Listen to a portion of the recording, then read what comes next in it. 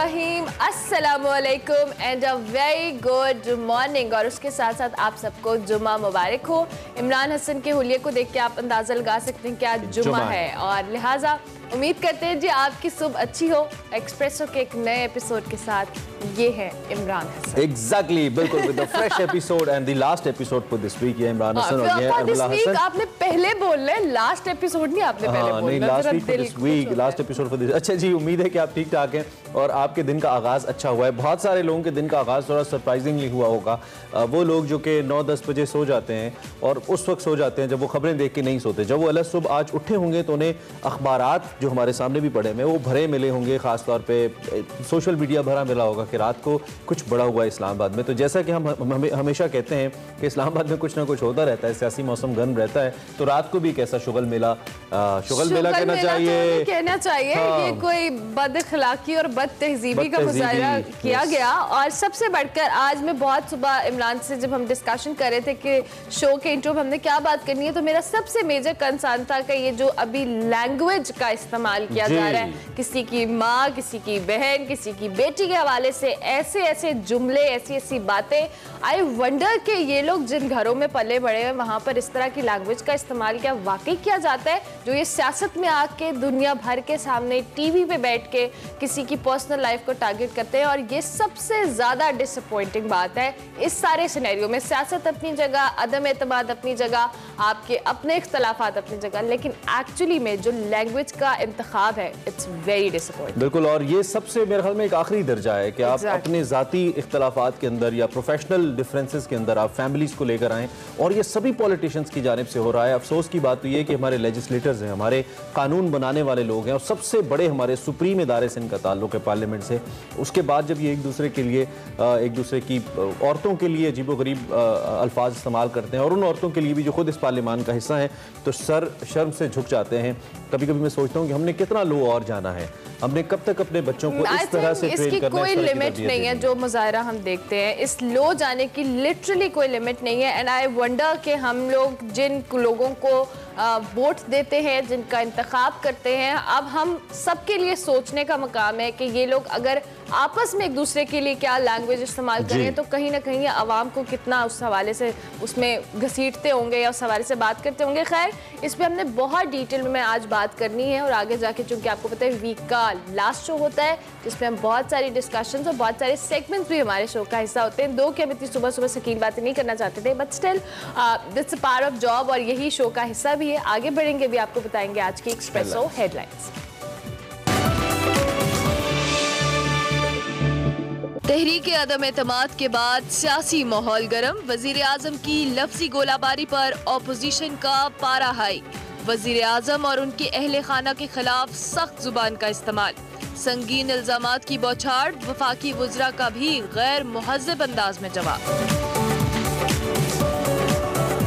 Parliament में सियासी मुकाबले से पहले पार्लियामेंट लॉजेस अखाड़ा बन गया। अंसारुल इस्लाम की रजाकारों की गिरफ्तारी पर पुलिस और अपोजिशन आमने सामने, मुतअद्दिद अरकान असेंबली जख्मी, कई गिरफ्तार। मौलाना फजलुर रहमान ने ऐलान जंग कर दिया। पंजाब में तब्दीली, सरकार की तब्दीली के लिए कोशिशें तेज। वसीम अकरम प्लस की जल्द माइनस होने से मुतल्लिक खबरें तेजी से गर्दिश करने लगी। पंजाब हुकूमत मानने से इनकार। हर सेगमेंट देसी फूड में फरियाल राना खिलाएंगी अलखान रेस्टोरेंट का टर्किश स्टाइल का देसी प्लेटर। सुबह सुबह खाने दिखा देते हैं हम, यहाँ सियासत की बातें करें, अभी बात करेंगे। वो भी खाना ही है, खाते ही हैं। बड़ी खबर।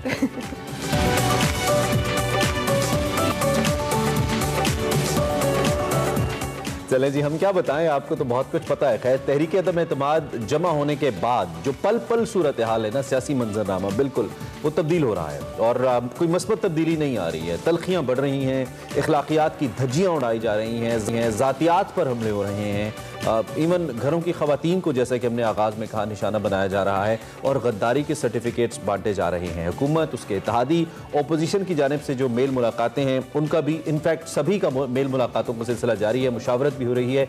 गुज़िश्ता रोज़ का जो वाक़या है, इनफैक्ट रात का जो वाक़या है, वो बहुत बड़ा वाक़या था। पार्लियामेंट लॉजेस में भी पुलिस ने, जो JUIFA है उसकी ज़ेली तंजीम है अंसारुल इस्लाम, उसके रज़ाकारों की मौजूदगी की इत्तलात के ऊपर वहाँ पर धावा बोला। कई लॉजेस के दरवाजे तोड़ दिए गए, धक्कम पेल की। इस दौरान जो लीगी रहनुमा साद रफीक साहब है, साबिक वज़ीर रेलवे, उन समेत कई अरकान असम्बली जख्मी भी हुए। ताहम पुलिस ने इस ऑपरेशन के दौरान JUIFA के अरकान असम्बली समेत मुतअद्दिद रज़ाकारों को गिरफ्तार किया। उसके बाद फिर मौलाना फजलुर रहमान मंजर आम पर आए। अपोजिशन के दीगर कई जो रहनुमा थे लॉजेस पहुंचे, मरकजी गेट पर एहतजाज किया, धरना दिया और धमकी दी कि अगर कारकुनान सुबह तक रिहा नहीं होते, और इतलात ये कि सुबह 9 बजे तक उन्होंने कहा, यानी कि 9 तो बज गए हैं, अगर उनको रिहा नहीं किया जाता तो देन मुल्क भर में एहतजाज किया जाएगा। मौलाना की धमकी काम कर गई और पुलिस ने तमाम गिरफ्तार कारकुनान को सुबह सवेरे रिहा कर दिया। उधर तहरीक अदम एतमाद को नाकाम बनाने के लिए हुकूमत की जानिब से जो टेक्निकल हिकमत अमली है वो बनाई जा रही है, जबकि प्राइम मिनिस्टर ने तहरीक अदम एतमाद से एक दिन पहले डी चौक में जलसे का ऐलान कर दिया। दूसरी जानिब अगर हम बात करें पंजाब के हवाले से, तो वसीम अकरम प्लस साहब, उस्मान बुज़दार होते हैं, वो माइनस होते दिखाई दे रहे हैं। और गुज़िश्ता रोज प्राइम मिनिस्टर इमरान खान ने लाहौर का दौरा किया, वज़ीर आला, गवर्नर और अरकान असम्बली से मुलाकातें की। तरीन ग्रुप के 4 सूबाई वज़रा भी वज़ीर आज़म से मिले, जबकि मुस्लिम लीग नून के 6 अरकान ने भी वज़ीर आज़म से मुलाकात की और उन्हें मुकम्मल ताउन की यकीन दहानी कराई।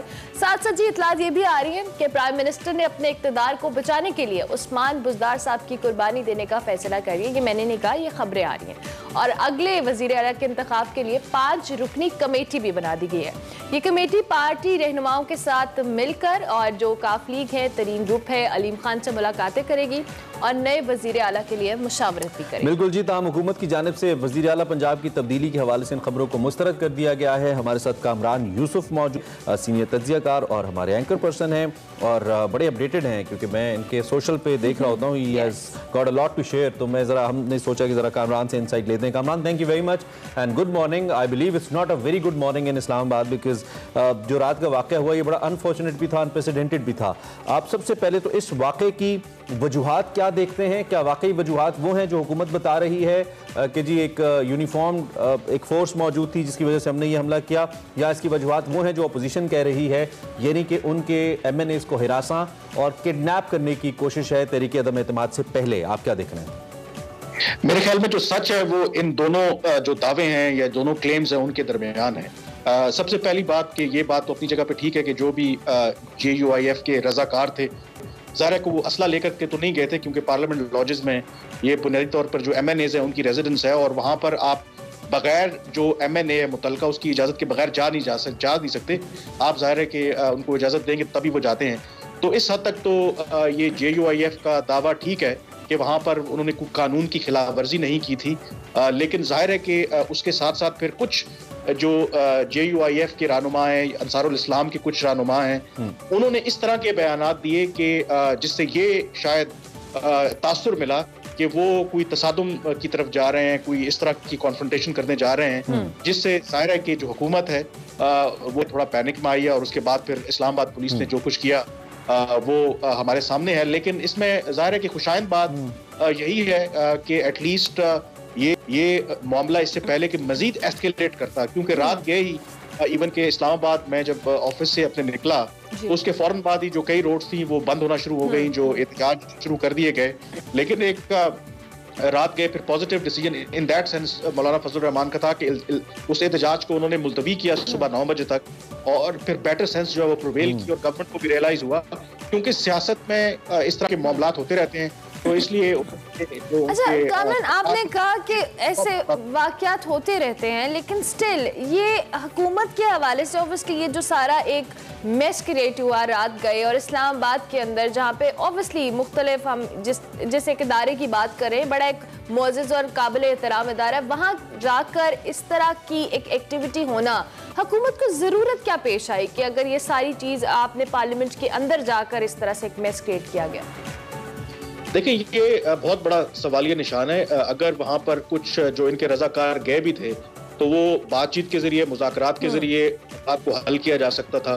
शेख रशीद साहब ने दावा किया कि जी हमने तो कोई MNA किसी को गिरफ्तार नहीं किया, लेकिन जो वीडियो फुटेजेस मौजूद हैं उसमें देखा जा सकता है कि कुछ जो अरकान पार्लियामेंट हैं उनको जो पुलिस है वो खींच के लेकर के जा रही है।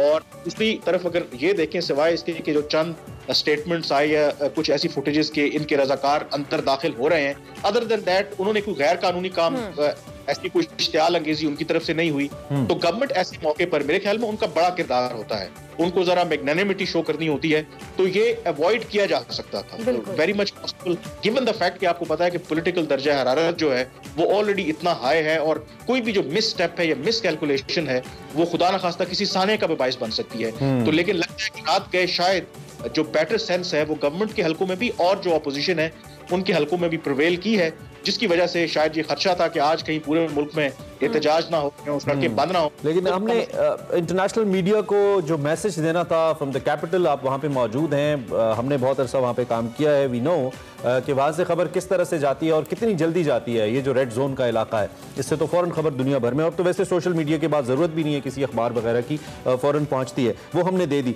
दूसरी जानिब क्योंकि तहरीक अदम एतमाद के ऊपर सारी नज़रें हैं कामरान यूसुफ, और हर कोई यही देखना और सोचना चाह रहा है और समझना चाह रहा है कि इस वाक़े का तहरीक अदम एतमाद से कितना ताल्लुक़ है। अगर मैं आपसे बतौर तज्ज़ियाकार पूछूं कि आप इसका असर तहरीक अदम एतमाद पे कितना देखते हैं और किसके हक में और किसके मुखालिफ देखते हैं, तो आप क्या बताएंगे हमें? मेरे ख्याल में बिल्कुल इस वाक़े का तहरीक अदम एतमाद से ताल्लुक़ है, क्योंकि ये रिफ्लेक्ट करता है कि जो इस वक्त हुकूमत जो दबाव में है, और जब आप अपोजिशन में होते हैं अगर कोई तशद्दुद होगा, वायलेंस होगा, कसूर बेशक अपोजिशन का हो, लेकिन फायदा जो है वो अपोजिशन को चाहता है, क्योंकि जो गवर्नमेंट ऑफ द डे होती है उसका काम है लॉ एंड ऑर्डर को मेंटेन करना। और अगर इसमें मजीद तलखी पैदा होती है, मजीद टेंशन पैदा होती है, तो शायद जो अपोजिशन का मौक़िफ़ है कि किसी तरीके से ये जो अपोजिशन के रहनुमा है, MNAs हैं, उनको हुकूमत रोकना चाहती है, उनको दबाना चाहती है, तो उनके मौक़िफ़ को तक़वियत मिलेगी, तो ये फ़ायदा तो अपोजिशन को होगा। ओवरऑल मेरे ख्याल में एक टेंशन है इस्लामाबाद के अंदर, बल्कि पूरे मुल्क के अंदर, जब से तहरीक अदम एतमाद मूव किया अपोजिशन ने, क्योंकि जो सिग्नल्स मिल रहे हैं, जो ऑन ग्राउंड सिचुएशन है, मुझे लगता है कि 4 साल तकरीबन इक़्तिदार होने वाला है वज़ीर-ए-आज़म इमरान खान का, ये one of the most serious threat है उनके रूल के लिए, और ये एहसास गवर्नमेंट को भी है। अगर उनके वज़रा के बयानात देखें, कल की फवाद चौधरी साहब की प्रेस कॉन्फ्रेंस देखें, जिसमें उन्होंने ये साबित करने की कोशिश की कि जो अपोजिशन की जमातें हैं, PMLN, पीपल्स पार्टी और JUIF, ये कहीं ना कहीं एंटी नेशनल है, ये इदारों के खिलाफ वो बातें करते रहे। बहुत से पुराने क्लिप भी उनके उन्होंने दिखाए, ये साबित करने की कोशिश की कि हम आपके लिए बेहतर ऑप्शन है। तो इसका क्या मतलब कि अगर सब कुछ ठीक होता तो इस तरह की प्रेस कॉन्फ्रेंस करने की जरूरत ना होती। और दूसरा जो डी चौक पर वो एक बड़े मुजाहरे की या जलसे की बात कर रहे हैं, भी जरूरत ना होती।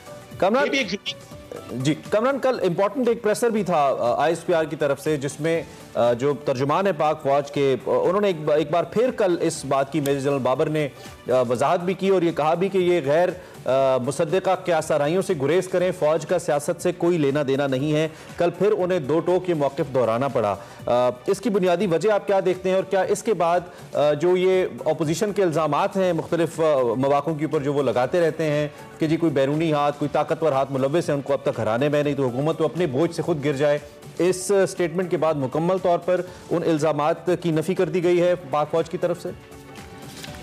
देखिए, ज़ाहिर है कि पाक फौज के तर्जुमान है, अगर उनसे सवाल होगा तो ये तो उनका आप कह लें कि एक बिल्कुल क्लियर कट आंसर है।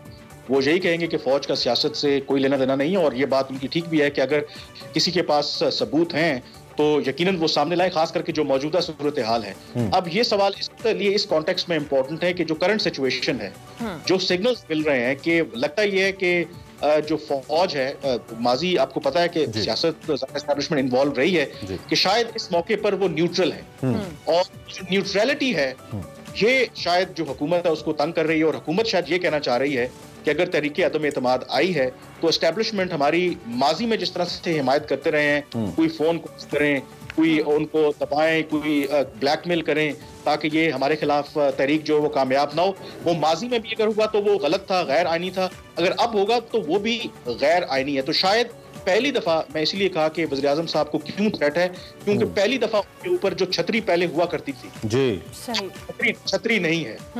इसलिए अगर आप ये इत्तेहादी देखें इत्तेहादी जमात मुझे ऐसी नजर नहीं आई कि उन्होंने एक क्लियर कट बयान किया हो कि yes we will vote in favour of the prime minister. वो गोल मोल बात कर रहे हैं, वेग बातें कर रहे हैं। तो इसका मतलब है कि उनको भी कहीं ना कहीं से ये सिग्नल्स मिल रहे हैं कि शायद वो ताकतें जो माजी में इस गवर्नमेंट को भरपूर जायज नाजायज हिमायत करती रही हैं, शायद अब उनको हिमायत हासिल नहीं है और इसीलिए सारी आपको टेंशन और पॉलिटिकल टेम्परेचर बढ़ता हुआ नजर आ रहा है। ठीक हो गया।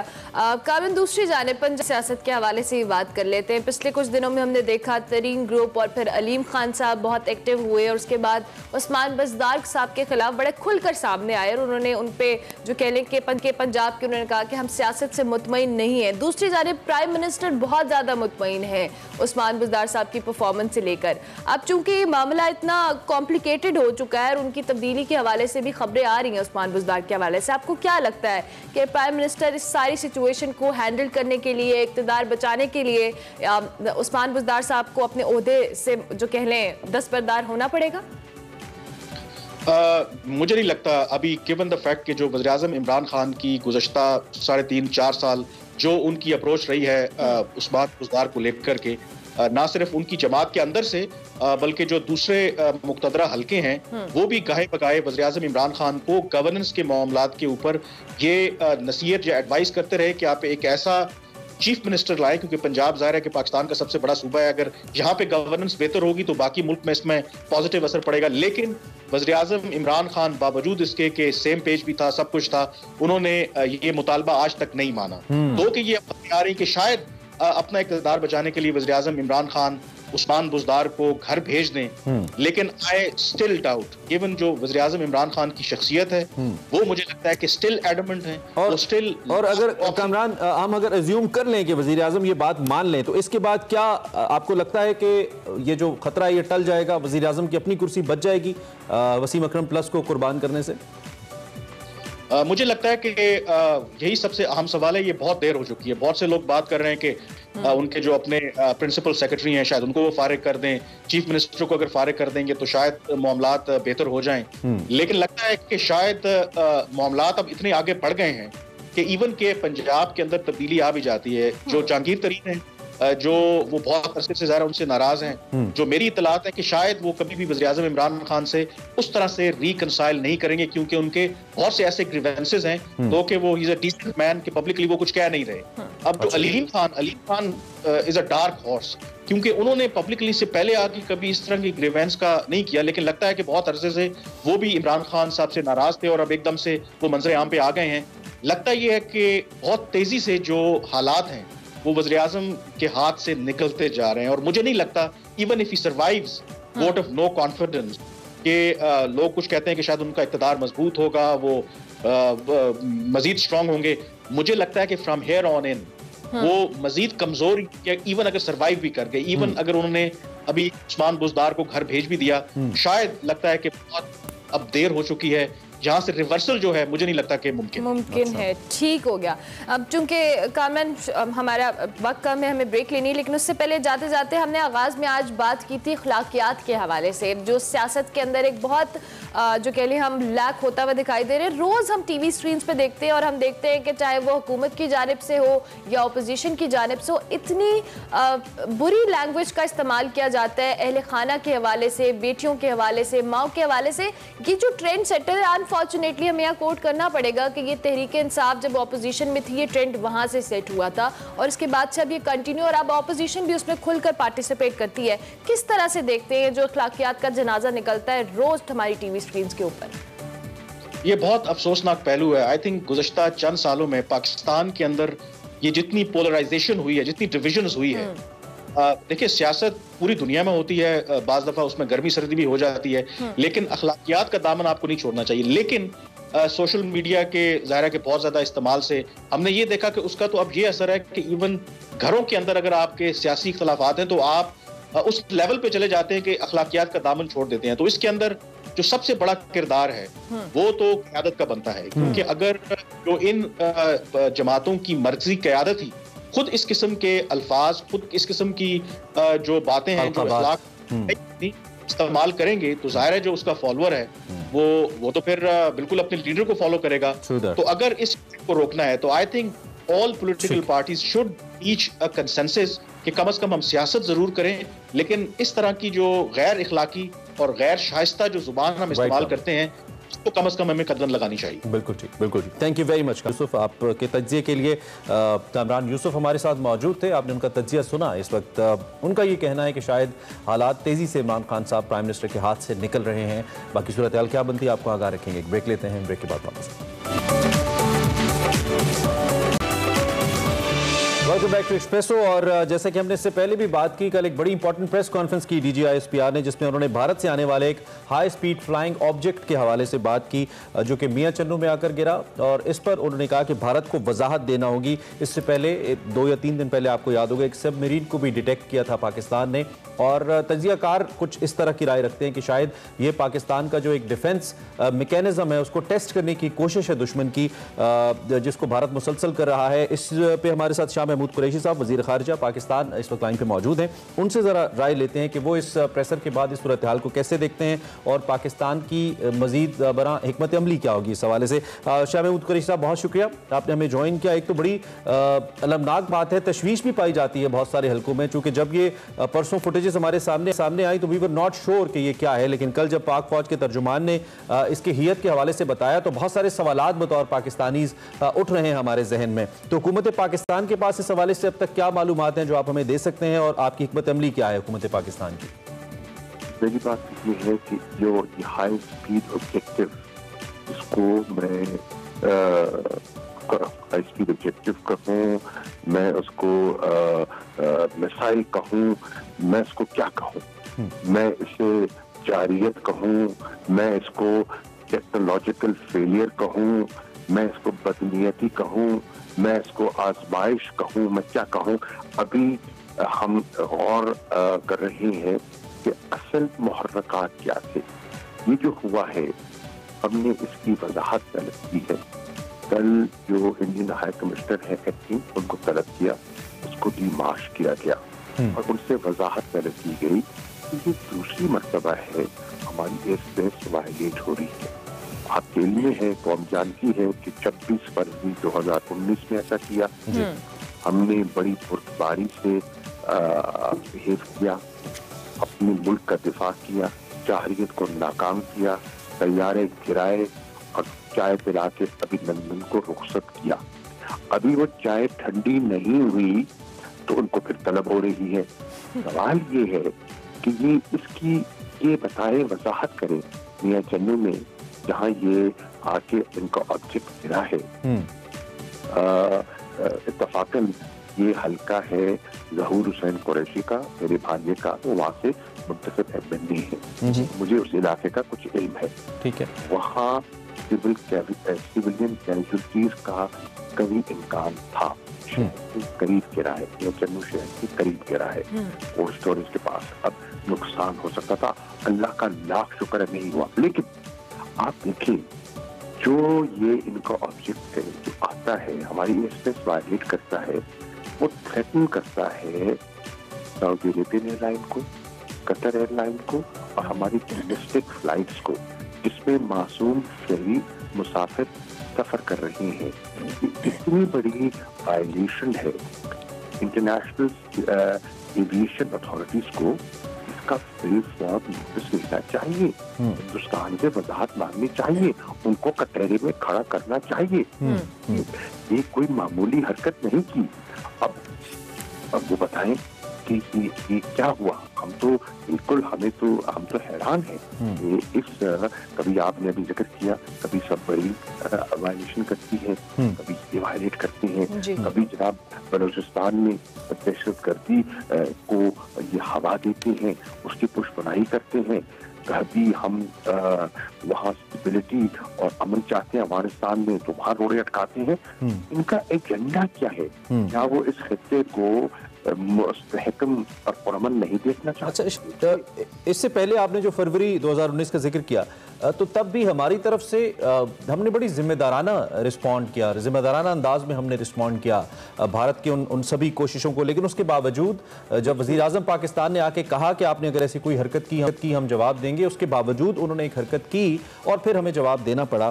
क्या ये हरकत उस हरकत के मसावी है जो भारत इससे पहले कर चुका है, और क्या हमारा जवाब भी उस जवाब के मसावी होगा, या इस बार हमारी हिकमत अमली मुख्तलिफ होगी?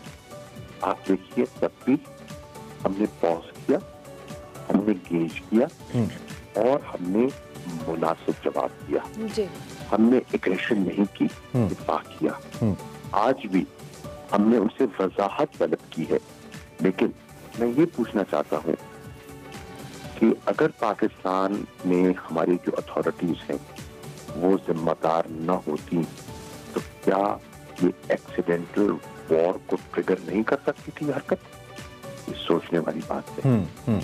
ठीक है, ठीक है। सोचने में मैंने बहुत गहरी बात कर दी है जी। अगर इसको आप सोचें, ठीक है, अगर इर्रेस्पॉन्सिबल लोग होते तो इसका रिएक्शन और होता। ये तो अल्हम्दुलिल्लाह पाकिस्तान में और शाह साहब, अगर इस मामले पे भारत की जानिब से खामोशी ही इख्तियार की जाती है, क्योंकि वो तो अक्सर अपने फौजियों को भी नहीं करता जब जंग के अंदर वो मारे जाते हैं या फिर कोई वायलेशन होती है, तो फिर पाकिस्तान का क्या रवैया होगा इस पे? क्या पाकिस्तान जी देखिए पाकिस्तान तो दुनिया को बाहर कराता है। अब मकबूजा कश्मीर में क्या हो रहा है? मकबूजा कश्मीर में जो जुल्म हो रहा है, जो इंसानी हकूक की वायलेशन हो रही है, अभी अपना मोहतरमा बैशले आई हुई थी जो ह्यूमन राइट्स कमिश्नर है यूएन की, अभी दफ्तर खारजा में जो उससे करीब मुलाकात हुई और मैंने उनको कहा, देखिए आप ह्यूमन राइट्स के नंबरदार हैं, आप ह्यूमन राइट्स को देखने के लिए काबुल जाना चाह रही हैं, चाहे हम आपकी तारीफ करेंगे, लेकिन जो कश्मीर में हो रहा है, मकबूजा कश्मीर में हो रहा है, वो ह्यूमन राइट्स वायलेशन क्या आपकी नजरों से ओझल है? 2 रिपोर्टें आपकी आई है, 2018 में आई है, 2019 में आई है। दूसरी रिपोर्ट कहाँ है? अगर नहीं आ रही तो क्यों नहीं आ रही? कमीशन ऑफ इंक्वायरी आपकी अपनी रिपोर्ट की तरफ। ठीक है शाह साहब, आपकी मौजूदगी से फायदा उठा एक बड़ी अहम खबर है। एक वजाहत दे दीजिए जी जी कि members of the European parliament ने वज़ीर आज़म हिंदुस्तान को और लोकसभा के स्पीकर को खत लिखा है कि जो ह्यूमन राइट्स डिफेंडर्स हैं, जो सलूक उनके साथ हो रहा है हिंदुस्तान में, हमें उससे बड़ी तशवीश है। खत लिखा है बाकायदा। ठीक है शाह साहब, आपकी मौजूदगी से फायदा उठाते हुए खबर आज शह सुर्खियों में है। पाकिस्तान को दहशतगर्दी की सरपरस्त रियासत करार देने का बिल अमरीकी कांग्रेस में पेश कर दिया गया है। ये बड़ा अफसोसनाक है। हम हमेशा, और हमारे वजीर आजम भी, हमारी मिलिट्री लीडरशिप भी बार बार वजाहत कर चुकी है कि हम पीस के पार्टनर हैं। इस खबर के ऊपर, ये बड़ी अफसोसनाक खबर है, मैं आपका रद्द-ए-अमल चाहूँगा। ये जिन साहब ने किया है उनके जो हिंदुस्तान से लिंक्स है वो सबसे ज्यादा जी। मैं नहीं समझता कि अमेरिकन हुकाम उसको ज्यादा तवज्जो देगी या उसको देनी चाहिए। अमेरिका एक तरफ पाकिस्तान को अपना पार्टनर कह रहा है, दूसरी तरफ पाकिस्तान का वो मुतरफ है कि पाकिस्तान ने अफगानिस्तान में जो मदद की है, इन हालात में जो मदद की है, उनके हसास इक्विपमेंट को ट्रांसफर करने में जो मदद की है वो मुतरफ है, और दूसरी तरफ एक है, तो ये मुतजाद बातें हो जाएंगी। मैं समझता हूँ कि इसको ज्यादा अहमियत ना दी जाए। ठीक हो गया। Thank you very much Mahmood Qureshi sahab कि आप इस इम्पोर्टेंट इशू के ऊपर जो भारत की जानिब से खिलाफ वर्जी की गई है फ़िज़ाई हुदूद की, उसके हवाले से, और पाक फ़ौज ने जो बहुत एक रिस्पॉन्सिबल रोल प्ले किया, उसके हवाले से अपना तज्जिया दे रहे थे। अभी हम एक ब्रेक लेंगे, ब्रेक के बाद हाजिर होंगे। आप देखते रहिए एक्सप्रेस।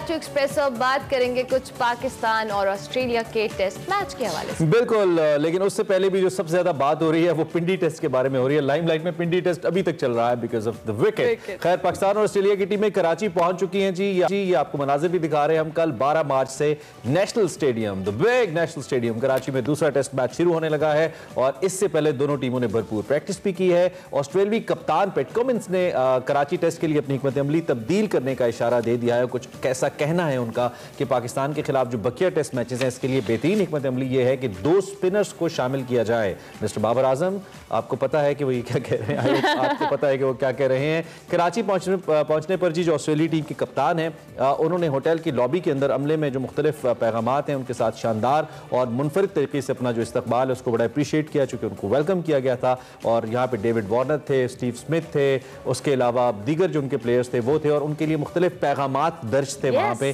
जिन्हें पढ़कर खुद जो मेहमान क्रिकेटर्स थे वो भी बहुत ज्यादा इंप्रेस हुए। उसके बाद जी कैप्टन ने होटल से 2 वीडियो सोशल मीडिया पर शेयर की। ऑस्ट्रेलिया कैप्टन ने पहली वीडियो में वो आपस में खुशगपियों में मसरूफ थे और विकेट कीपर के साथ, और उसके अलावा फिर स्विमिंग पूल में करते हुए दिखाया गया, और उसके बाद जब बाकी टीम मेंबर्स है उसको एंजॉय कर रहे थे उस मोमेंट को। सो ये एक बड़ा ये वो मनाजिर हैं जब उनको स्विमिंग पूल में पुश किया गया और उसके बाद वो तो जनाब ये कुछ मनाजिर हमारे शेयर किए। लेकिन स्टिल जो पिंडी स्टेडियम के हवाले से बातें हो रही है और जो कराची नेशनल स्टेडियम में दूसरा टेस्ट मैच स्टार्ट होने वाला है उसके हवाले से बात करेंगे। सलीम खान हमारे साथ मौजूद है।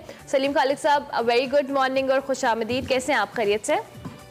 बिल्कुल ठीक, आप कैसी हैं? बिल्कुल ठीक ठाक। एंजॉय किया था पिछली टेस्ट आप लोगों ने? बस हम तो ये इसी उसी में रह के, विकेट नहीं अच्छी, हमने क्रिकेट से ज्यादा प्ले कार्ड एंजॉय किए वैसे। I agree. तो जरा पिंडी टेस्ट के हवाले से अपना कमेंट कर दे। आईसीसी ने बिलो एवरेज करार दिया है इस विकेट को, क्या कहते हैं आप? बिल्कुल ठीक, आईसीसी ने जो कहा और ये सबके सामने है।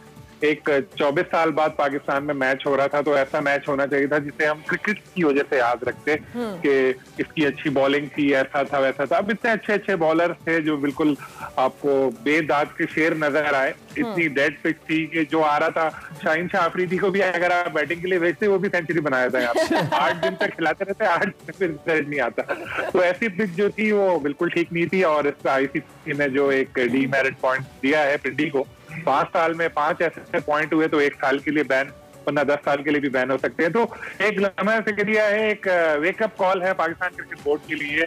देखिए, हार से नहीं डरना चाहिए कि जी हम ऐसी पिच बनाएंगे तो हम खुद हार सकते हैं। ऑस्ट्रेलिया अगर हमारी टीम के जाने पे फास्ट पिच बनाता है, वो उनकी स्ट्रेंथ है, वो जीतता है। इसी तरह अगर इंडिया ऑस्ट्रेलिया के लिए स्पिन पिच बनाता है, वो उनकी स्ट्रेंथ है, वो जीतता है। ड्रॉ करने के लिए कोई पिच नहीं बनाता।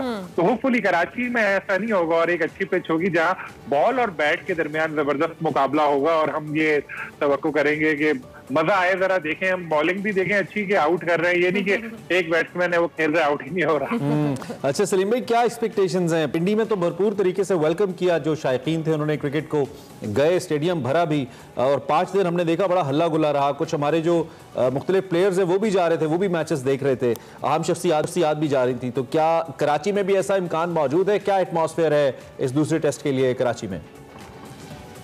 बिल्कुल, कराची में भी ऐसा लोगों में जोशो खरोश है, क्योंकि काफी अरसे बाद ऑस्ट्रेलिया से मैच हो रहा है और टिकट के प्राइस भी इतने ज्यादा नहीं है, तो उम्मीद यही है कि क्राउड आएगा और आना भी चाहिए। इतना एक तारीखी लम्हा है इतने अरसे बाद। हम कहते हैं जी हमेशा, आप भी सुन रहे होंगे कि क्रिकेट नहीं हो रही, टीमें नहीं आ रही, तो अब टीम आई है तो अब लोगों को जाना चाहिए, क्योंकि दुनिया भर की निगाहें इस सीरीज पर है। सब लोग टेलीविजन पे मैच देख रहे होंगे। अगर खाली ग्राउंड हुआ, अच्छा एक तासर नहीं जाएगा, तो ज्यादा से ज्यादा लोगों को जाना चाहिए। पीसीबी को भी ग्राउंड को भरना चाहिए। उनको चाहिए कि स्कूल और कॉलेजेस के जो बच्चे हैं उनको बुलाएं, उनको मैच दिखाएं आके। अगर टिकट नहीं बिक रहे तो इस तरह से स्टेडियम को फिल करना चाहिए। और ऑस्ट्रेलियंस तो यहाँ पे बहुत खुश हैं, जिस तरह 2 वाकयात आपने बताया, स्विमिंग पूल वाला और वो जिस तरह लबूशैन का आपने देखे होंगे, मुख्तलिफ किस्म के लिए कार्ड वगैरह थे। हाँ, तो ये सारे जो प्लेयर्स हैं वो यहाँ पे बहुत एंजॉय कर रहे हैं। उनकी सोशल मीडिया पोस्ट से जाहिर है, क्योंकि देखिए ऑस्ट्रेलिया की टीम जब इंग्लैंड वगैरह जाती है ना, उनका बहुत हॉस्टाइल उनके साथ लोगों का सलूक होता है और बहुत बुरा तजुर्बा उनको वहां पर रहता है। तो अब जो है उनके लिए एक नई चीज है कि वो एक ऐसे मुल्क में आके खेल रहे हैं जहाँ का जो होम क्राउड है उनको अच्छे खेल पे दाद दे रहा है।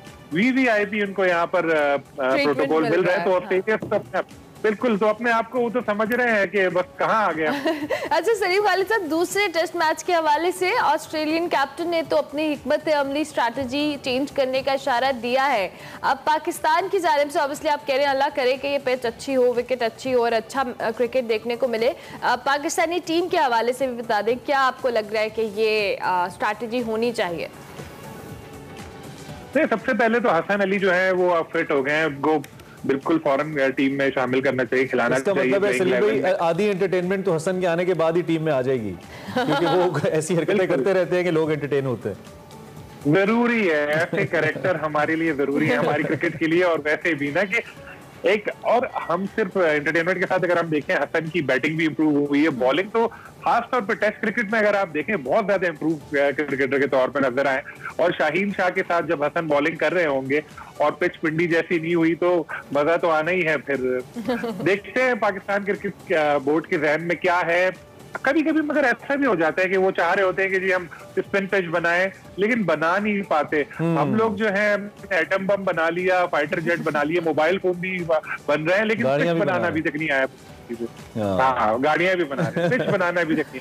अच्छा चले, ओवरऑल अब मैं थोड़ा सा क्रिकेट के इंप्रेशन के हवाले से बात कर लेता हूं। ये तो चले टेक्निकल बातें होंगी, और टेक्निकल बातें आगे चूंकि 5 दिन मैच रहना है तो होती रहेंगी। ओवरऑल कैसा इंप्रेशन पाकिस्तान क्रिकेट का हम बना पाए हैं? पिछले कुछ अरसे में हमने सक्सेसफुली PSL करवाया, बड़ी एक्साइटिंग क्रिकेट उसके अंदर हुई, फिर ऑस्ट्रेलिया आ गया, इंग्लैंड को हम एक्सपेक्ट कर रहे हैं, आगे बड़े अच्छे टूर्स होने वाले। और क्रिकेट ऑस्ट्रेलिया की कुछ ख्वाहिशात भी सामने आई हैं ट्रायंगुलर सीरीज के हवाले से। तो ओवरऑल पाकिस्तान क्रिकेट का क्या इंप्रेशन आप दुनिया भर में देख रहे हैं इस वक्त? Where do we stand? Are you satisfied being an analyst के जिस तरह का इंप्रेशन हमारा बन रहा है दुनिया भर में इस वक्त?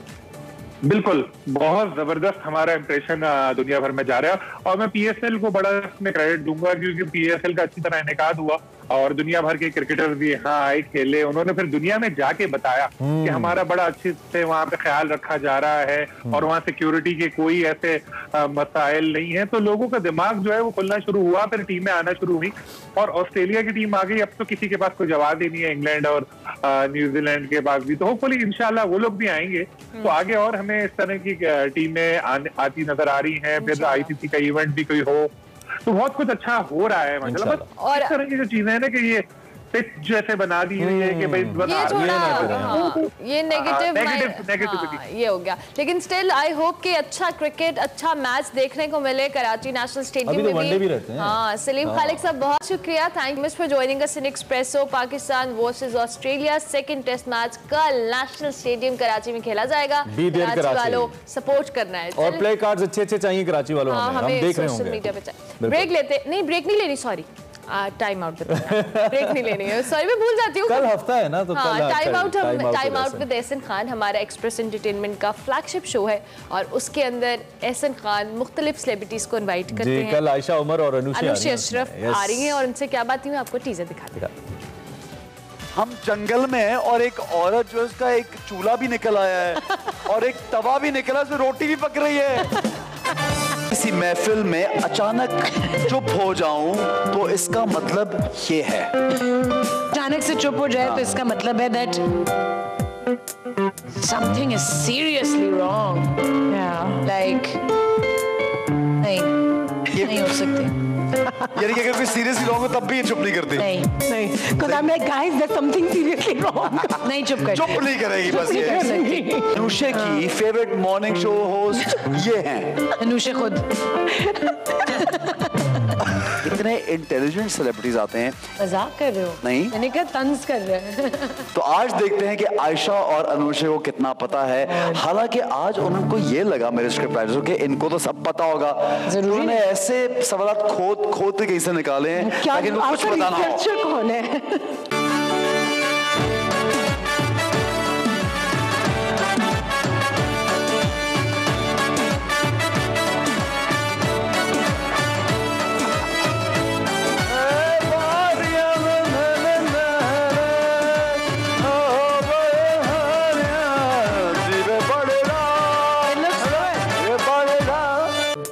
ने ग्रूव मेरा सॉन्ग पे बैश किया तो ये हर एक को जवाब देती रहती है।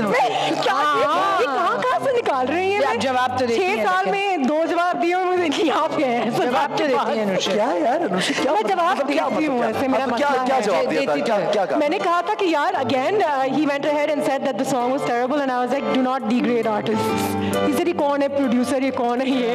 So I was like again you know you can say I don't like it but you cannot say कि काफी हाँ क्या बोला था? I don't know the word he used but he said कि कोई घटिया गाना है और ये कोई प्रोड्यूसर्स है और ये कोई सिंगर्स है। मुझे भी अच्छा लगा था and he's entitled to his opinion but I feel like these people you know they're working hard, they're trying to make an anthem।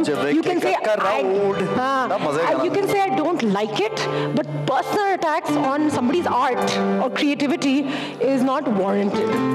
बहुत अच्छी बात है Anusha. I can say I didn't like it। बात और नोटिस की कि दोनों ये लड़कियां ये बातों कितना एक्सप्लेन करती थी कि मतलब A से लेके Z तक समझ आती मुझे बात। कोई खालीपन है ना जाने तू है कहाँ। जी जनाब, टीजर आपने देखा, बड़ा इंटरेस्टिंग होने वाला है। कल रात 9 बजे एक्सप्रेस एंटरटेनमेंट पे। अभी हम एक ब्रेक लेंगे, ब्रेक के बाद हाजिर होंगे। देखते रहिए एक्सप्रेस हो। हो चुके हैं जनाब, चूंकि फ्राइडे का रोज़ है और हमारे सेगमेंट्स भी होते हैं। दूसरे घंटे में तो हम कोशिश करते हैं ज़्यादा से ज़्यादा वैरायटी हो आपके पास। तो अब बारी हमारे segment over a cup of coffee की, जिसमें सारा बलोच आज वजी फारूकी से मुलाकात करवा रही है, उनसे कुछ बातें करिए। तो देखते हैं over a cup of coffee. अस्सलाम वालेकुम and good morning. Over a cup of coffee की एक नई एपिसोड के साथ मैं हूँ सारा बलोच। दोस्तों, कहते हैं कि जोड़े आसमान पे बनते हैं, सही तो कहते हैं। कभी कभी हमारा जीवन साथी हमारे सामने होता है और कई साल लग जाते हैं हमें ये जानते जानते कि हाँ, इसके साथ ज़िंदगी गुजारी जा सकती है, और कभी कभी वो हमारा बहुत क्लोज दोस्त भी हो सकता है। आज मैं आपकी मुलाकात एक ऐसे कपल से करवाने जा रही हूँ जिनकी हाल ही में शादी हुई। एक का ताल्लुक म्यूजिक इंडस्ट्री से है तो दूसरे का ताल्लुक मीडिया इंडस्ट्री से है। जी हाँ, मैं बात कर रही हूँ songwriter, singer and composer Wajiuddin Farooqui और उनकी अहलिया बिया शेख उर्फ राबिया शेख से। आज करेंगे उनसे इम्पोर्टेंट सवाल कि आखिर जल्दी में अचानक शादी कैसे हुई, ये जानते हैं उनकी जुबानी। आ जाइए। अस्सलाम वालेकुम, क्या हाल है, कैसी हैं आप? खैरियत से हैं? अरे अस्सलाम वालेकुम, क्या हाल? कोविड है बिल्कुल। कैसे हैं आप लोग? मुबारक हो भाई। Thank you. ये इनकी कहानी है कोई शादी की, और मैं खड़े खड़े नहीं पूछूंगी, मैं बैठ के ये सब डिटेल में आ जाने वाली हूँ। तो हम कहाँ बैठने वाले हैं? आपके लिए हमने, हाँ आ जाइए बिल्कुल। अच्छा, इन दोनों को मैं जानती हूँ, बिया को भी और वजीउद्दीन फारूकी को भी, पर मुझे ये नहीं पता कि आखिर कब ये सिलसिला शुरू हुआ, शादी का प्रपोजल किसने किसको प्रपोज किया। I don't know anything. तो ये मुझे कौन बताने वाला है? वजी। मैं रबिया को जानता था, जो है वो चैनल पे हमने एक काम किया था 3.5 मंथ्स, रमज़ान ट्रांसमिशन। सो दोस्ती नहीं थी, लेकिन मैं जानता था कि हाँ, ये वहाँ पे काम करती है और हमारी बात होती रहती थी, acquaintance type. And then on and off और चैनल्स पे ही कॉल करती रही मुझे मॉर्निंग शो के लिए, या कोई मेरी चीज़ आती थी तो मैं बोलता था प्लीज़ प्रमोशन करा दो, इस तरीके से। सो उसके बाद जब रूपोश आया ना, तो जब हमारी बात, हमने कहा चलो मिलते हैं, तो फिर पूछा क्या कर रहे हो, तो मैं और भी बातें, फिर कहा कि भाई घर वाले भी रिश्ता देख रहे हैं, बिकॉज मैंने कहा कि अब हम अरेंज ही करेंगे घर वालों की मर्जी से। तो उसने मुझे कहती है कि मैं अपनी बहन के लिए रिश्ता ढूंढ रही हूँ। ये कहानी है जो मैं चाहूंगी कि मैं रबिया से ये जानूं। रबिया, बहन का रिश्ता लेके गई थी आप? मुझे ये था कि इतना अच्छा लड़का है, मतलब अगर इसकी फैमिली रिश्ता देख रही है तो मैंने कहा कि यार मेरी बहन से कर लो। मतलब ख्याल नहीं आया? नहीं, क्योंकि मुझे भी काम करना था और मुझे था कि बहन की पहले करवा दो, 2 साल बाद ही जाके शादी करूंगी। तो बस फिर यही हुआ। फिर वजह से आपने बोला कि हाँ, बहन का छोड़ो, अपना बता। तो ये दिल में कैसे बात आई कि यार रबिया को प्रपोज करना है? कैसे वो प्यार कैसे? हाउ? मुझे ना इंटेलेक्चुअल लोग बहुत अच्छे लगते हैं, दिमाग होना चाहिए जिनके पास। तो बात हुई, हमारी रैंडम बातें हो रही थी, तो उसने काफ़ी शायरों पे बात हुई और फ़लसफ़े पे बात हुई और सूफीज़म पे बात हुई, गाने के ऊपर बात हुई, क्योंकि मेरा जो ये गाना है इसकी शायरी हज़रत बेदम शाह की है, बीच 1-2 शेर जो है रूपोश की हज़रत बेदम शाह की शायरी है, तो उस पर फिर बात हुई। तो मुझे लगा कि यार इसको काफ़ी चीज़ें पता हैं, and I came across her as a better person. शायद उसको लग रहा होगा कि ये तो बस पार्टी सीन है। तो फिर मैंने उसको बोला कि भाई आप चाहती हैं शादी का, तो मैं घर वालों को अपने आपके यहाँ ला सकता हूँ। अच्छा, फिर उसके बाद when he proposed to you, तो मुझे ये था कि मैं शादी करूँ ऐसे शख्स से करूँ जो मेरी फील्ड को समझता, मुझे समझता और मेरा दोस्त हो। वजी बिल्कुल वैसे ही है। कहते हैं कि जो हम जर्नलिस्ट होते हैं वो हर, क्या कहते हैं, बात की खाल निकालते हैं। हाँ। क्या ऐसा एक्सपीरियंस किए इस एक हफ्ते में या नहीं? सब बताया हुआ था कि हम जिस फील्ड में हैं, सो उसको अंदाजा है क्या बाल की खाल वो निकालेंगे। मतलब मेरा तो फोन भी ऐसे पड़ा होता है। Easy going. हाँ, मुझे एक चीज पहले से लेके 30 तक के नंबर सारे बताएं। अच्छा, नंबर्स के बारे में बात हो रही है। ओके, अगर वजी के, although it's too early to ask, लेकिन फिर भी मियां बीवी हैं, अगर वजी के मोबाइल से कोई 3 नंबर ब्लॉक और डिलीट करने हो तो वो कौन से होंगे? वो एक मैच के लिए कॉल आती, टूर्नामेंट है। मेरे रिश्ते जिस दिन लेकर आई थी फैमिली, उस दिन भी टूर्नामेंट था। ओके, जिस दिन निकाह था उससे एक दिन पहले भी टूर्नामेंट था। चाय वाय जरा पिलाओ ना साथ साथ। हाँ, ये रखी, ठंडी हो रही है। चाय भी हम साथ पीते हैं, आप लोग भी पिए ना साथ में चाय। अच्छा, तो कमिंग बैक टू 3 नंबर, एक तो टूर्नामेंट का नंबर आप डिलीट करेंगे, और नहीं, और तो और नहीं। अच्छा, ऐसी कौन सी सिंगर है कि जिसके साथ आप नहीं चाहोगे कि ये काम करे? कोई नहीं, कोई नहीं है सिक्योरिटी। मेरे 2 कॉन्सर्ट्स पे तो ऑलरेडी वो गई है। पर फिर भी अगर हम इंडस्ट्री की बात करें तो किसके साथ आप नहीं चाहोगे कि इस सिंगर के साथ ही काम ना करें? मैं तो चाहूंगी खूबसूरत लड़की के साथ। तो मायरा खान भी हो ना साथ में। नहीं, कोई अच्छी नहीं, मायरा खान के साथ नहीं काम करना, नहीं करना। लेकिन ये एक minute, I have a question now. क्यों नहीं करना? ये एक सवाल है, मतलब व्हाई नॉट? सीनियर है ना वो हमारी। I want to work with a younger actress. अच्छा, ये क्या वजह है इसकी? बिकॉज म्यूजिक जो है वो यूथ के लिए ही है ना। वो जो एक लिविंग लेजेंड्स वाला एक लेगेसी है वो है, उनकी अपनी जगह है, पर अब एकदम से नई लौट आ गई। बिल्कुल नई लौट आ गई। Who is your favorite? नई लौट में आसिम अजहर। और आपका फेवरेट कौन? आसिम अजहर। और लड़कियों में? लड़कियों में आयमा बेग। हाँ आयमा। ये क्या दोनों मियां बीवी की सेम बात है भाई? नहीं वैसे ही। नहीं वाकई में मतलब जिनके गाने आ रहे हैं, जिनको सुन रहे हैं, तो यही लोग हैं। मैं चाहूंगी कि आप हमें अपनी आवाज में रुपोश सुनाएं। हमने बांधा है तेरे इश्क में राम जुनू, हम भी देखेंगे तमाशा तेरी लैलाई का, हो के रूपोश तेरी नजरों के सदके ये जावार दूंगा, तू जो कह दे तो अपना जहां वार दूंगा, मैंने मौला से तेरी मेरी दुनिया है मांगी, वो जो लिख दे तो उसको ही हक मान लूंगा। खूबसूरत, I loved it. Oh my God, I loved it. बेगम, बहुत कैसा लग रहा है? What is the best thing about वजी? अच्छा, वजी की सबसे अच्छी बात ये है कि इनकी चीज़ें ना फोकस है, मतलब आज से 5 साल बाद क्या करना है, 10 साल बाद क्या करना है, और उसके अलावा जो है मतलब दोस्त हैं हम। कोई ऐसी चीज़ जो आपको लगे कि वजी को चेंज करनी चाहिए अपने अंदर? होती है ना? कह रही है बटन पूरे बांधा करो, लगाया करो। ये तो इतना बड़ा मसला है ना? रिश्ता लेने के लिए जब आए थे ना तब भी तो ऐसा लगा था लड़ने के लिए आए खानदान वालों से। सिग्नेचर स्टाइल इनका। हाँ। सलमान खान इंस्पायर्ड नहीं यार, लगता है मुझे ये सलमान खान इंस्पायर्ड नहीं, मतलब स्टाइल ऐसे ही तो रहना, वही तो बिकेगा। अच्छा, I want to ask one thing from Bia. Bia, मैंने आपको देखा है आई थिंक 8, 9, 10 साल तो हो गए हैं। मैंने देखा आपने इवॉल्व किया है, बहुत इवॉल्व किया है। You know, she actually started from the scratch. फिर इनको मैंने एक प्रोग्राम होस्ट करते हुए भी देखा, एक सेगमेंट होस्ट कर रही थी मॉर्निंग शो में, बड़ी सारी कैंपेन्स के पीछे रही हैं। What do you want to do now? मुझे बड़ा अजीब लगेगा सुनने में, लेकिन मैं चाहती हूँ मैं अपना चैनल लूँ। वाओ, यूट्यूब चैनल और टीवी? नहीं, टीवी चैनल। वाह यार, बड़ी अच्छी बड़ी सोच है, मेरा विजन है। अच्छा, वजी ने 7 साल भारत में गुजारे हैं। आई नो कि आपको बहुत सारी लैंग्वेजेस आती हैं वहाँ की। थोड़ी बहुत आती है ना? तो अगर आप बिया को प्रपोज करें किसी उस डिफरेंट लैंग्वेज में? हमी तुम के भाल पाओ। ओके। बिया मतलब ओके। समझ में नहीं। अगर मौजूदा हुकूमत से कोई बात करनी हो, कोई मैसेज देना हो, तो आप क्या देंगे? बस महंगाई बहुत हो गई है, वो कम होनी चाहिए। और भैया आप? लोगों की तनख्वाहें वही हैं और लोगों का गुजारा करना बहुत मुश्किल हो गया। लोग खुदकुशी कर रहे हैं, सुसाइड कर मतलब खुदकुशी कर रहे हैं। उसके अलावा जो है वो लोगों को डिप्रेशन हो गया है, घर में झगड़े हो रहे हैं। तो मुझे लगता है सब छोड़ छाड़ के इस वक्त लोगों पे ध्यान देने की जरूरत है। घूमने फिरने कहाँ जाना है? प्लान तो किया होगा ना अभी? टर्की यार, ब्यूटीफुल प्लेस। लेकिन साहब को कहीं और जाना है। आपको कहाँ जाना है? यार मुझे नेपाल जाना था। हमें बात पता चली है वो ये कि बहुत अच्छी शायरी कर लेती हैं Bia. So why don't you do some poetry for your husband?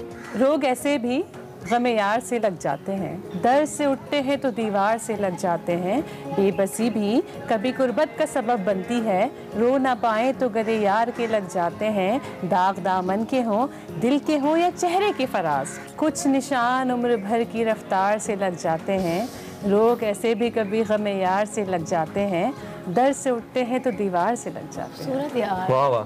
तो जी आने वाले प्रोजेक्ट्स क्या हैं? अभी तो बेसिकली यही है, OSTs? फिर हाँ OSTs हैं, और फिर एक सोलो सॉन्ग पे काम चल रहा है। वाओ। तो देखें वो कितने टाइम में आ रहे हैं, मेरे ख्याल से 1.5-2 महीने में आना चाहिए। अच्छा, मैंने एक ट्रेंड देखा है पाकिस्तान की इंडस्ट्री में और दुनिया भर में कि एकदम से वो जो एल्बम्स आ रहे थे, एक तो वो आना बंद हो गए, प्लस पाकिस्तान के जो हमारे गुड सिंगर्स हैं, somebody who has amazing voice, they are more into OSTs now.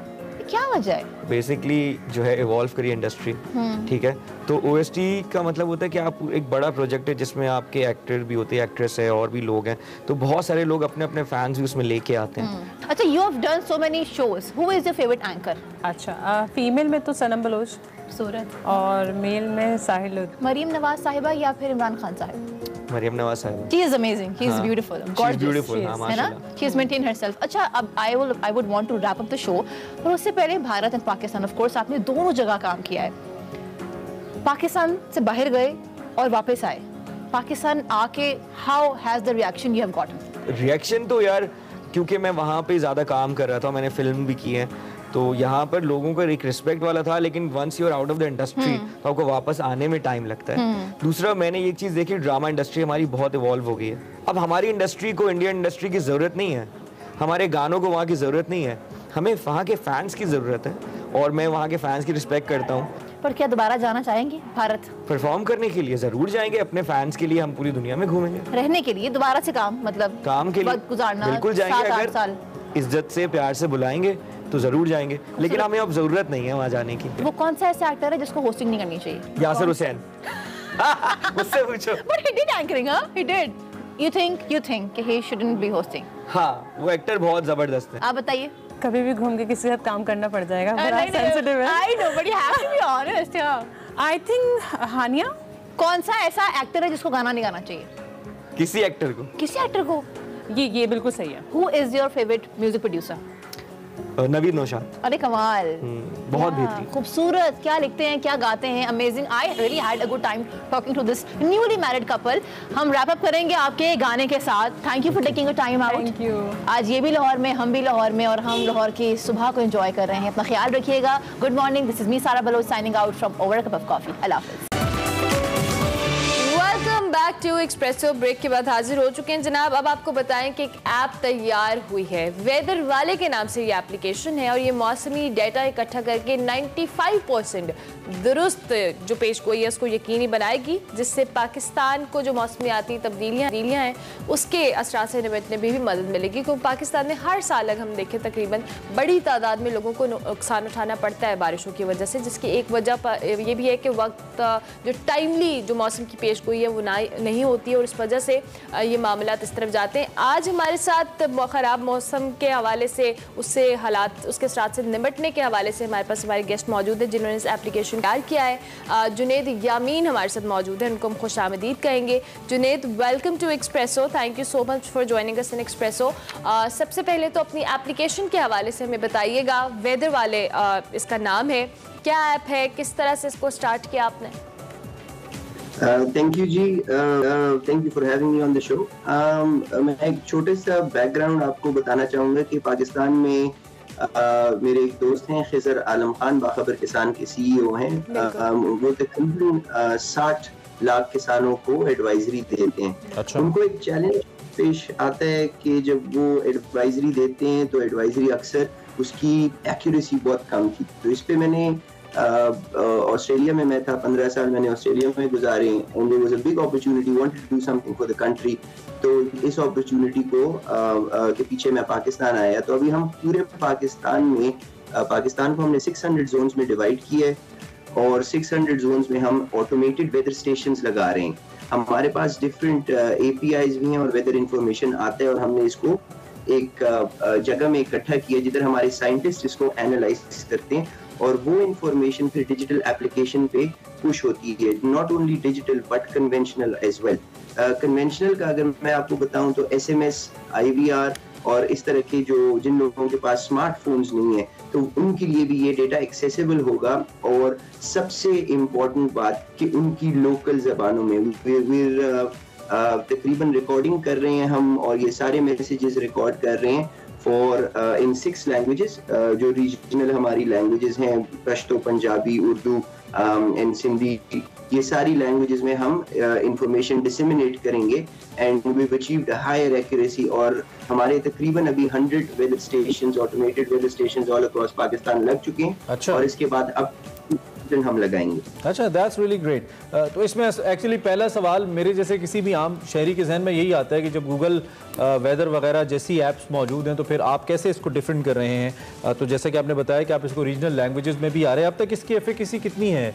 आपके पास इस हवाले से कोई मैकेनिज्म मौजूद है जिससे आपको मालूम पड़ता रहे साथ साथ कि इसकी एफिकेसी क्या है? नंबर 1। नंबर 2, सब्सक्रिप्शन कितनी है, कितने लोग इस वक्त आपकी सर्विस को इस्तेमाल कर रहे हैं, और क्या आप उससे मुतमईन हैं?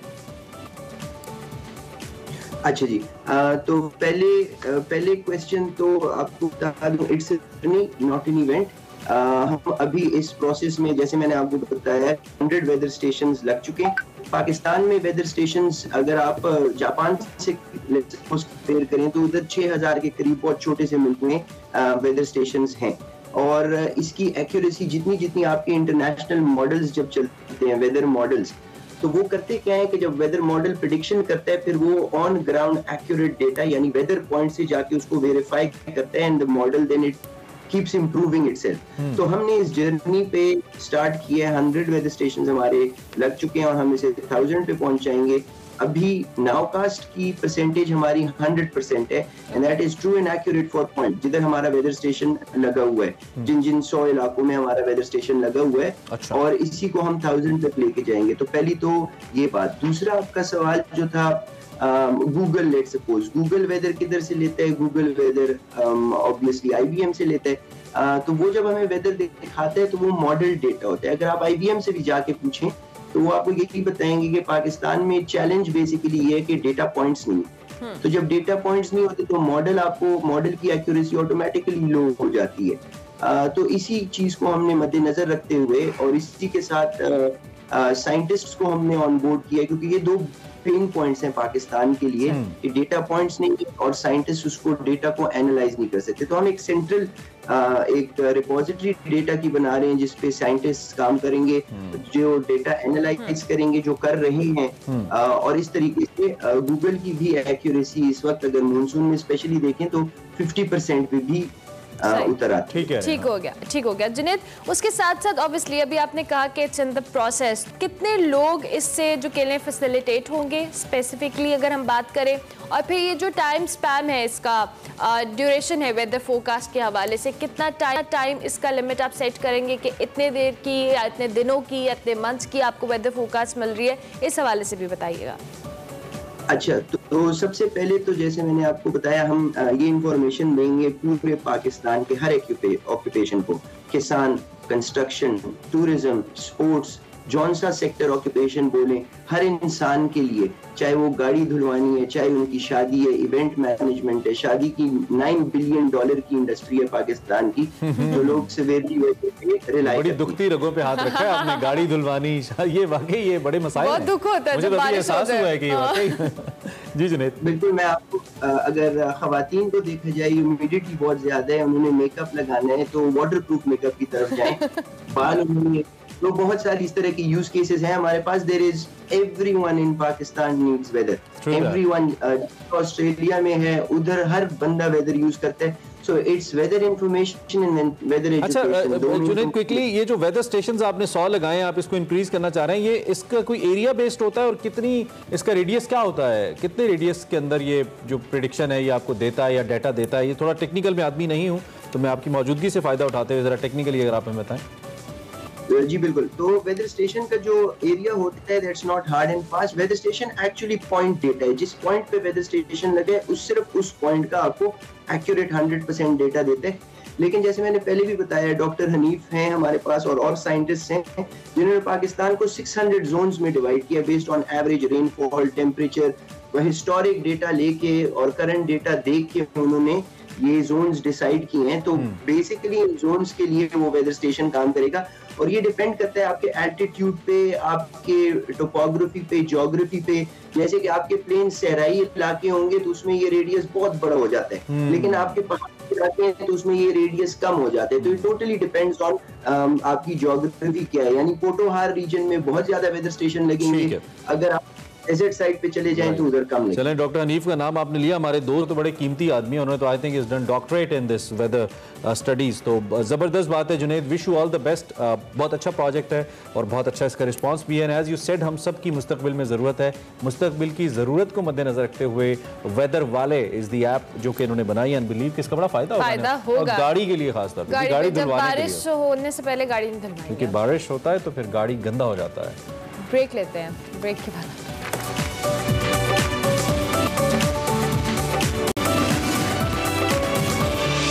वेलकम बैक जी, आपको खुशामदीद कहते हैं। और अब प्रोग्राम के आखिरी हिस्से में, चूँकि आज जुम्मा भी है, यूजुअली हम कोई ना कोई इस्लामी मौजू लेकर आते हैं या समाजी मौजू लेकर आते हैं। तो आज हमने एक बहुत ही सेंसिटिव मौजू आपके लिए चुना है। सेंसिटिव इन द सेंस कि उसका हम सब से कहीं ना कहीं बिल वास्ता या बिला वास्ता ताल्लुक़ है।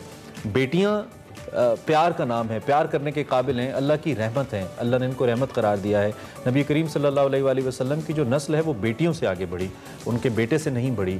इस घर में बेटी पैदा होती है, उसके मकीन पर रहमत के दरवाजे खोल दिए जाते हैं। ये हम नहीं कहते, हमारा इस्लाम कहता है। और नबी करीम सल्लल्लाहु अलैहि वसल्लम की एक हदीस मुबारक कुछ ऐसे भी है जिसका मफहूम है कि एक शख्स जिसने अपनी बेटी को पाल पोस कर बड़ा किया, अपने घर का किया, उसके लिए जन्नत की नवीद है। इतना बड़ा मकाम है उस बाप का जिसको अल्लाह बेटी अता करता है। लेकिन अब से कुछ दिन पहले, इनफैक्ट 2-3 दिन पहले एक वाक़या हुआ जहाँ मियाँ वाली के एक इलाके में एक बाप ने अपनी 7 साल की बच्ची को महज इस वजह से कि वो बेटी है उसको गोलियां मारकर मार दिया, कत्ल कर दिया।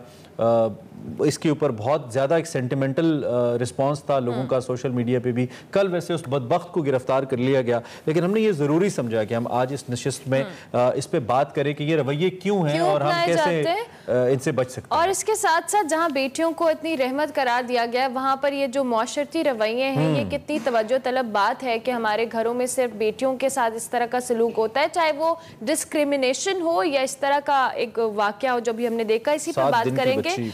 प्रोफेसर नासिर महमूद साहब हमारे साथ मौजूद हैं, इस्लामिक स्कॉलर हैं। बहुत शुक्रिया प्रोफेसर साहब, आपने हमें ज्वाइन किया एक्सप्रेसो में। लेकिन स्टिल हम इस हवाले से बात करें कि इस्लाम में या हुजूर अकरम सल्लल्लाहु अलैहि वसल्लम ने बेटी का जो मुकाम है, मर्तबा है, उसके हवाले से बड़ी एक वाज़े हमें अहकाम जारी किए हैं। बट स्टिल हमारी जो सोसाइटी में इस तरह के आए रोज़ वाक़यात होते हैं। अभी हमने ये जो 7 दिन की बच्ची के हवाले से देखा कि एक वाक़या जो रिपोर्ट हुआ है, हज़ारों ऐसे वाक़यात हैं। क्या कहेंगे आप?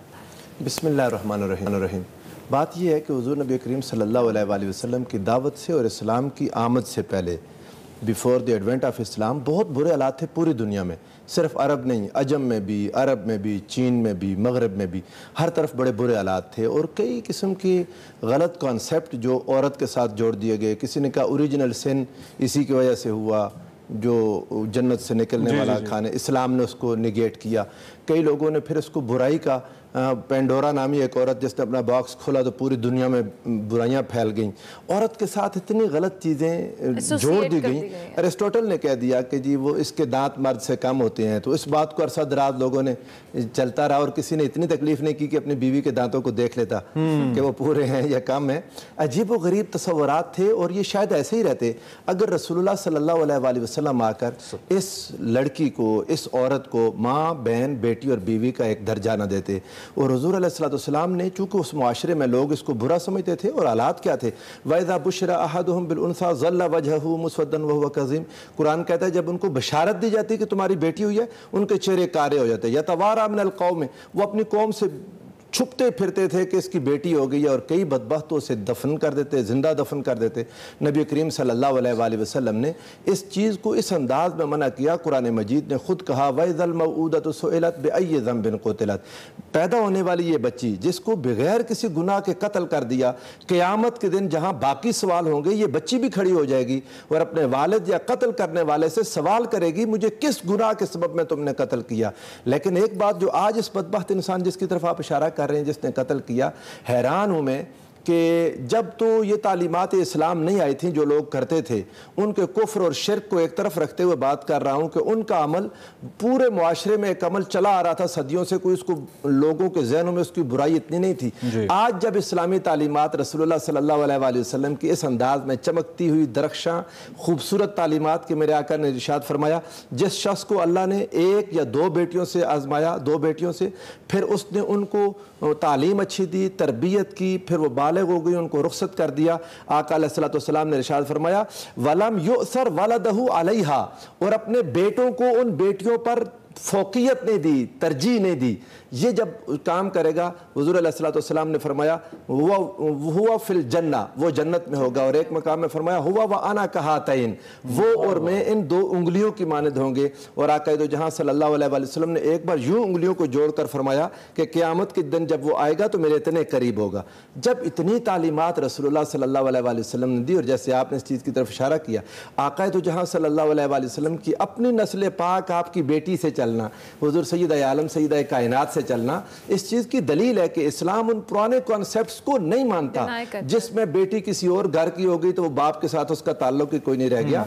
अब तो बेटी का बाप के घर में भी हिस्सा है, वो बाप की नस्ल में भी उसका हिस्सा है। इसके बावजूद ये वाक़यात, इन वाक़यात का ना थमना अनफॉर्चुनेटली मैंने कुछ दिन पहले सोशल मीडिया पे मैं कुछ सर्च कर रहा था ट्विटर के ऊपर, और मैंने एक इलाके का नाम लिखा, तो उसमें जो पहली 5 स्टोरीज आई, मैं कल भी जिक्र कर रहा था कि वो मुख्तलिफ छोटी मासूम बच्चियों के साथ ज्यादती और ज्यादती के बाद उनको मारे जाने की थी, जिसमें उनकी तस्वीर भी थी, लोग मारते हैं, खेतों में फेंक देते हैं, और ये वाक़यात हमारे यहाँ आम हैं।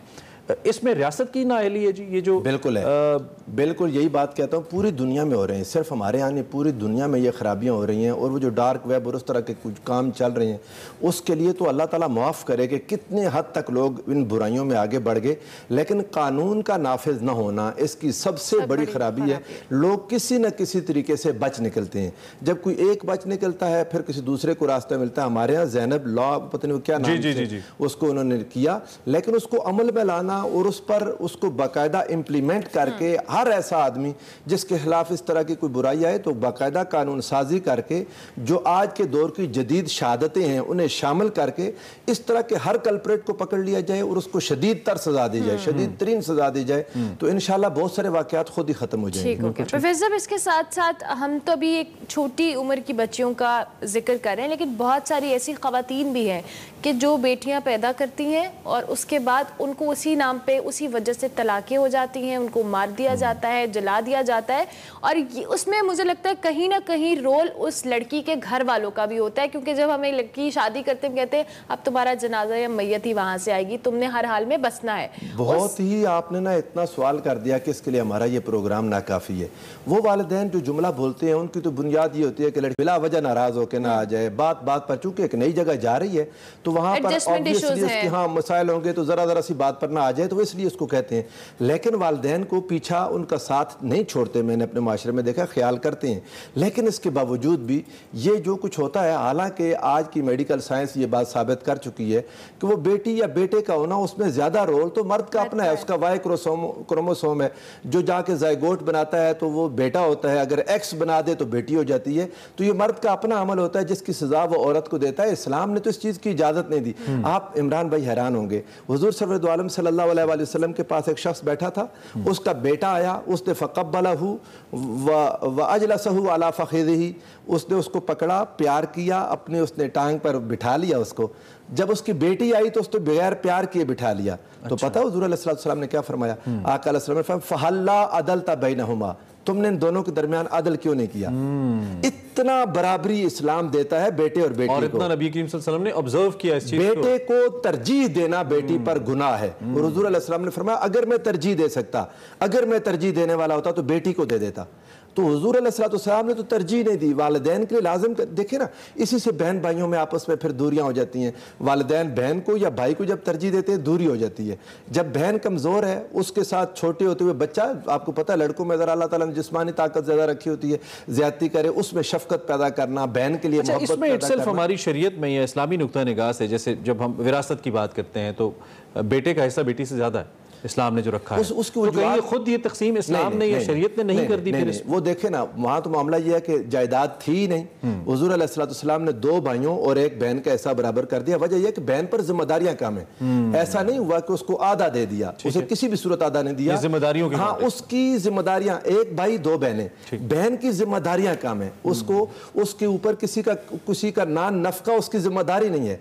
मर्द के ऊपर तो जिम्मेदारियां ज्यादा हैं। अगर इन जिम्मेदारियों के हिसाब से देखें, अगर अभी मैथमेटिकली बैठकर देखें ना, तो शायद अगर मर्द की जो जिम्मेदारियां इस्लाम ने जो इस पर आयद की हैं कि तुमने खिलाना है, तुमने ख्याल रखना है, तुमने बेटियों की शादियां करवानी है, ये औरत पर तो जिम्मेदारी नहीं रखी, उस पर तो जिम्मेदारी आ जाती है हालात की वजह से। अगर इन जिम्मेदारियों को देख कर देखें तो इंसान को मैथमेटिकली लगता है कि अल्लाह रसूल ने बेटी का ख्याल ज्यादा रखा। सब थैंक यू वेरी मच जी, वक्त हमारा, लेकिन बहुत शुक्रिया। जब भी आपको मदऊ करते हैं, आप तशरीफ लाते हैं और अहम मौज़ूआत के ऊपर अपने ख्यालात का इज़हार करते हैं। इस पर हम बहुत बात कर चुके हैं जी। अल्लाह हम सबको दुआ मांगनी चाहिए कि अल्लाह हमको ऐसा दिल ना दे कि हम बेटियों को कमतर समझे बेटों से, और अल्लाह हमको नबी करीम सल्लल्लाहु अलैहि वसल्लम की उसवा पे चलाने वाला बनाए। उन्होंने हमेशा बेटियों को फौकियत दी है। इसी नोट पे जी प्रोग्राम का वक्त खत्म हुआ, आपसे इजाजत लेंगे। पीर के रोज फिर मुलाकात होगी, कल और परसों हमारा बेस्ट ऑफ होगा, उसको देखना मत भूलिएगा। उसके साथ साथ फीडबैक हमारे सोशल मीडिया हैंडल्स पर लाजमी दीजिएगा। मंडे तक के लिए हमारी तरफ से अल्लाह हाफ़िज़।